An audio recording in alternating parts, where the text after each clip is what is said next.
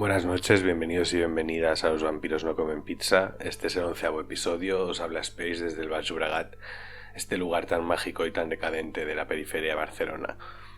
Para el episodio número 11 he decidido hablar de Misfits, el original, el de Glenn Danzig, más que nada porque es mi favorito. El posterior no me disgusta, pero no me acaba de transmitir lo mismo. Y quería aprovechar este episodio para hablar sobre identidades alternativas o disidentes, porque es un tema sobre el que he reflexionado mucho últimamente escuchando los primeros álbumes de este grupo, así que creo que este episodio era la oportunidad perfecta para hablar de esas reflexiones también. Hay bandas que son una estética, hay bandas que son un grito y hay bandas que son una herida abierta, y creo que Misfits para mí es las tres cosas a la vez. Ese remix de monstruos, de maquillaje barato, horror punk, ciencia ficción de serie B, horror de videoclub, pero también una rabia feroz que se disfraza de broma para sobrevivir. Una identidad que se agarra a lo que puede para no desaparecer, ¿no? Misfits nació en Nueva Jersey en el 77 de la mano de Glenn Danzig, un tipo bajito, musculoso, fanático de la literatura oscura, de Elvis Presley y sobre todo de los cómics de terror de EC. Y su visión era muy clara. Era un proyecto que surgió en los márgenes del punk para cantar desde otro margen aún más profundo, el de los que no encajan ni siquiera en el submundo de los que no encajan. La elección del nombre ya lo dijo todo, Misfits, los inadaptados, que por cierto provenía de la última película de Marilyn Monroe.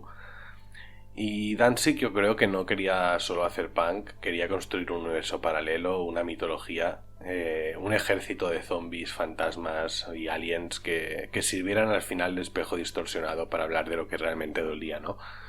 A Danzig se le unió Jerry Only en el bajo, y luego hubo una rotación constante de guitarristas y baterías, entre ellos Francescoma, Doyle o Robo. Y así comenzó la etapa más icónica y quizás también la más caótica del grupo.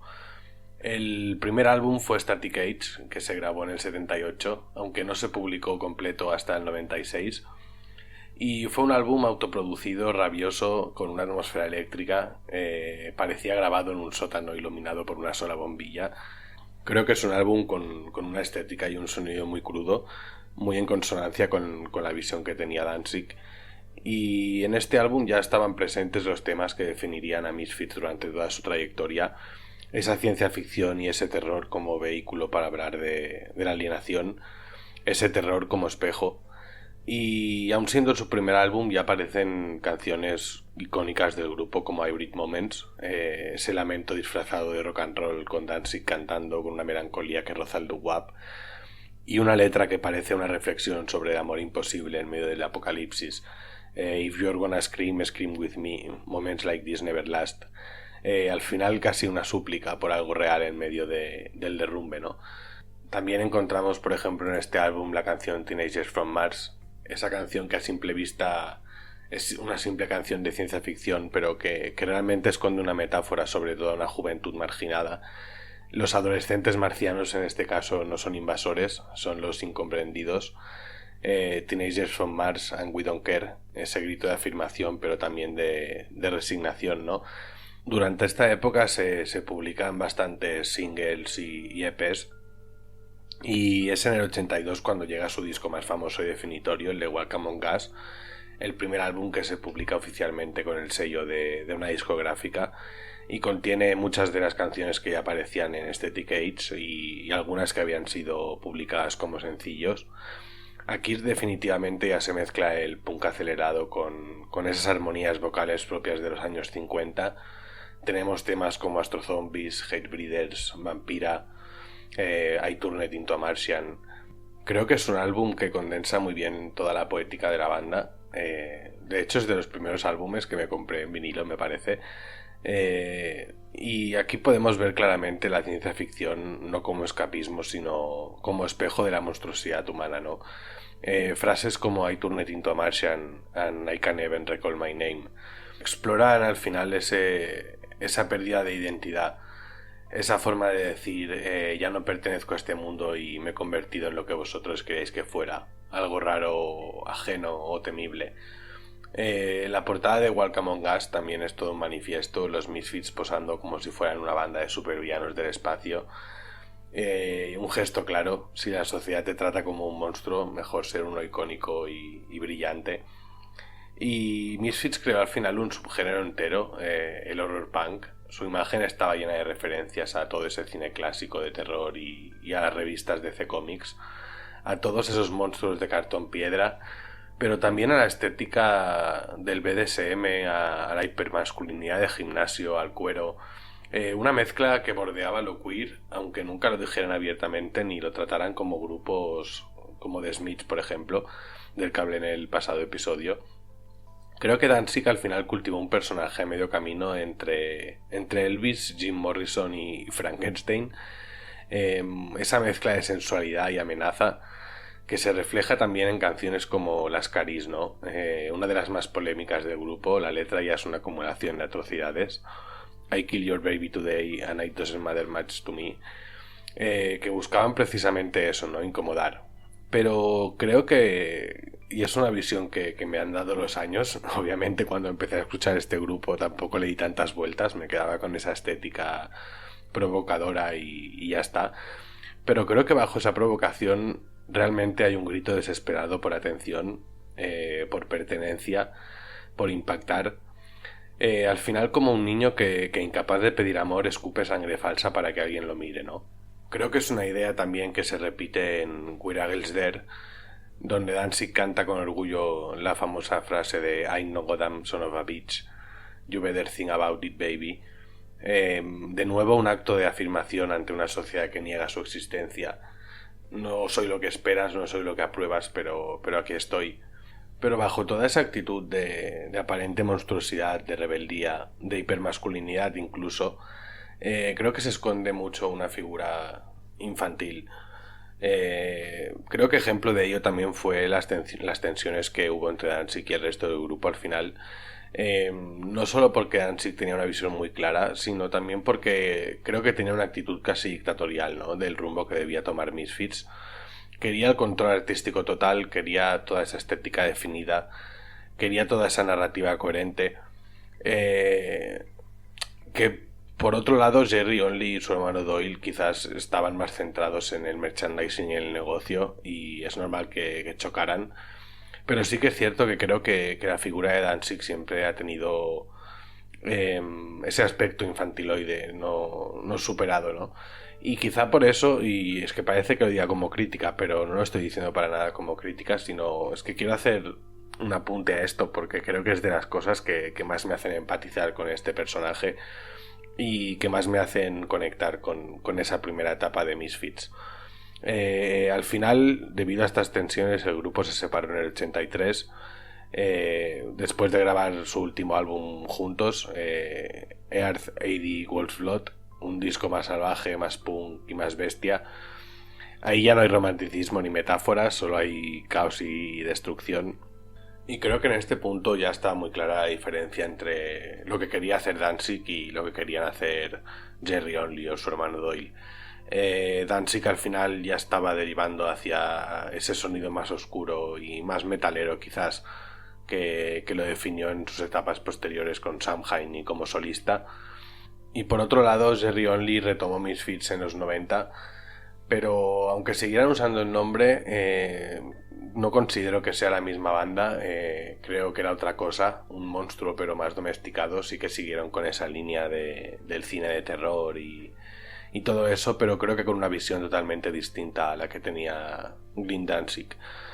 Porque al final, para mí, lo definitorio y quizás lo que más me hace reflexionar de la primera etapa de Misfits es que no son una banda de horror punk que abrace la monstruosidad como forma de liberación, sino que creo que lo abrazan como una especie de forma de identidad construida a la fuerza. Yo, por ejemplo, llevo tatuada una dentadura de vampiro de plástico, de esas que venden en Halloween. De hecho, es el logo del programa. Y lo llevo porque para mí representa ese yo infantil, sensible, tierno, pero que se ponía esa dentadura falsa no para jugar, sino para parecer más fuerte, más duro, más monstruoso. y en definitiva para protegerme de la mirada de los demás, ¿no? De figuras autoritarias como la de mi padre y de una masculinidad impuesta que al final nunca me representó. Y para mí Misfits es eso, es el disfrazarse con sangre de mentira porque sabes que si no lo haces te destruyen, porque sabes que el mundo te va a ver como un monstruo igual, así que decides aceptarlo antes de que te lo impongan. Pero no es una monstruosidad que te haga libre, no es una construcción de una identidad alternativa en la que ser libre. Por ejemplo, creo que a diferencia de The Cramps, grupo de los que fueron contemporáneos y que además parten de un imaginario muy parecido, Misfits gritaba desde la herida y no celebraban esa diferencia o esa rareza con el gozo casi sexual con el que lo hacía The Cramps, sino que habitaban ese margen con dolor, con frustración, no como refugio, sino como el único sitio que te han dejado, ¿no? Es una esquina del mundo decorada, pero no deja de ser una jaula. Creo que la primera etapa de Misfits, usando el terror y la ciencia ficción como metáfora, habla mucho y transmite mucho la idea de esa performance exagerada de masculinidad, de músculos, de cuero, de gruñidos y de violencia estética, como si en cierta forma a todas las identidades que no cuadran en la figura que se espera de lo masculino no se les permite ser bellos, ni dulces, ni frágiles, y esa sensibilidad reprimida acaba transformándose en un monstruo, en un Frankenstein construido con restos de virilidad y miedo, como si la única forma de escapar de la vulnerabilidad fuera exagerarla hasta lo grotesco, ¿no? Y eso al final, repito, que al final es una cárcel. La monstruosidad en Misfits, a diferencia de muchos otros grupos que usan el terror como estética, vuelvo a decir, creo que no es una elección libre, sino una identidad impuesta.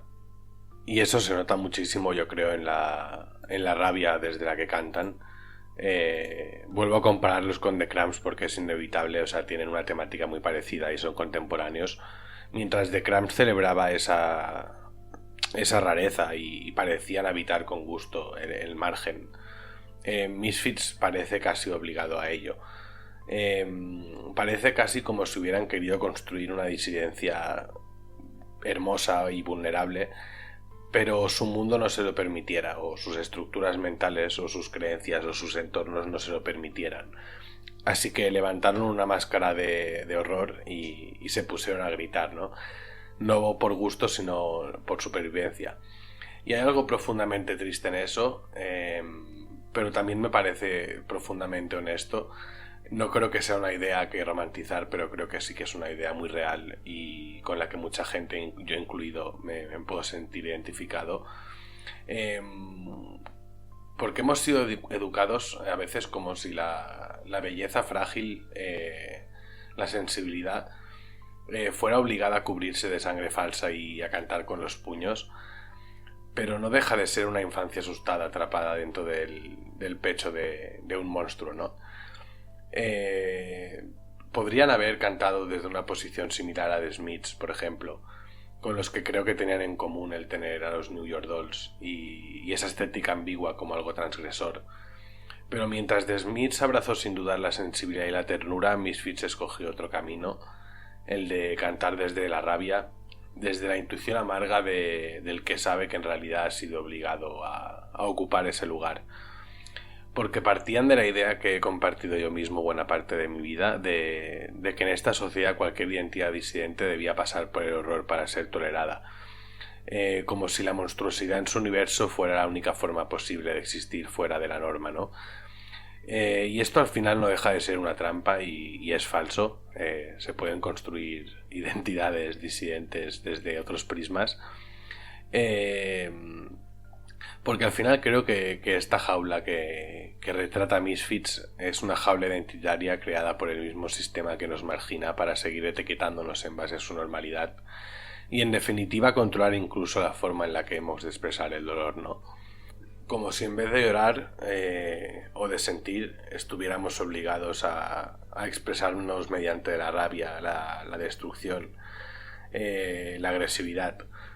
Y al final por eso Misfits en la primera etapa suena como suena, suenan como un grupo de niños hiperactivos golpeando las paredes de un cuarto en el que han sido encerrados, con esos dientes de plástico, con rabia, con las lágrimas que nunca se les permitió llorar, en definitiva.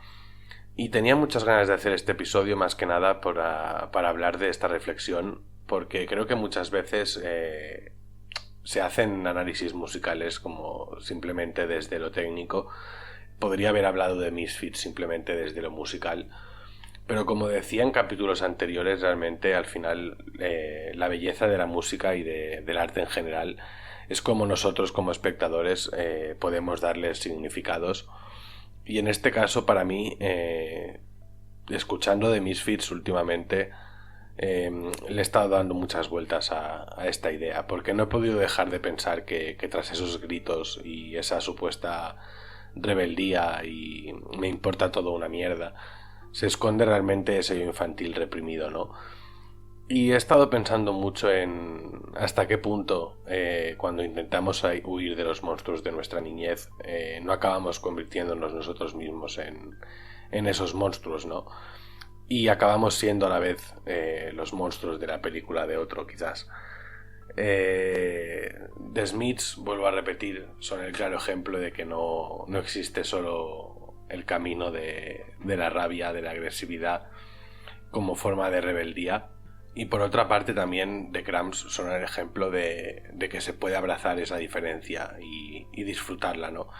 Pero creo que hay algo honesto en todo la idea de Misfits y en todo lo que se transmite, aunque quizás no sea tan bonito, porque creo que sobre todo es real y es crudo, pero es una idea con la que muchos nos podemos sentir identificados y es una visión que, aunque a día de hoy considero equivocada, creo que muchos hemos tenido.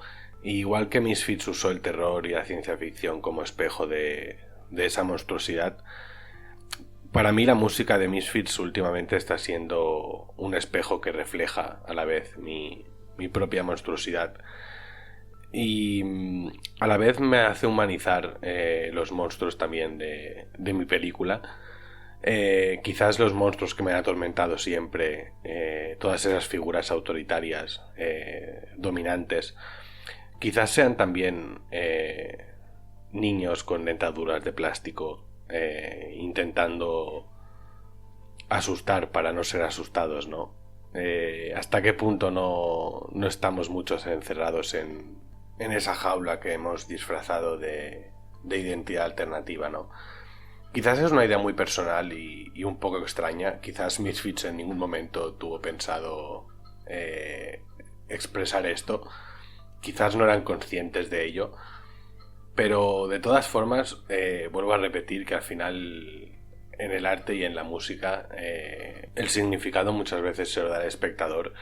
Y me parecía interesante hacer esta reflexión en base a un grupo como Misfits, que creo que muchas veces se ha tachado de simplista, quizás por ser muchas veces comparado con The Cramps, por los motivos que decía antes de ser contemporáneos y tratar temas parecidos. Y parece que bajo esa simplicidad más punk, bajo esa estética más agresiva, no se esconda ningún mensaje, y creo realmente que no es así, ¿no? Creo que bajo toda esa máscara que tapa el grupo, se pueden encontrar en las letras reflexiones bastante interesantes, o al menos yo las he encontrado. Y os invito a que, si Misfits es un grupo que os gusta y que habéis escuchado antes, que le prestéis atención a las letras y quizás encontréis también mensajes parecidos a lo que he percibido yo, o quizás encontréis cosas totalmente distintas. Al final cada persona somos un mundo y tenemos historias de vida completamente distintas, pero al final sobre todo espero que este episodio sea una invitación a darle una mirada más profunda a Misfits, y no solo al grupo, sino a todas esas personas y a todos esos aspectos de la realidad que nos parecen monstruosos, porque quizás debajo de toda esa capa de maquillaje de terror encontremos cosas totalmente inesperadas, ¿no? Espero que os guste el episodio de esta semana.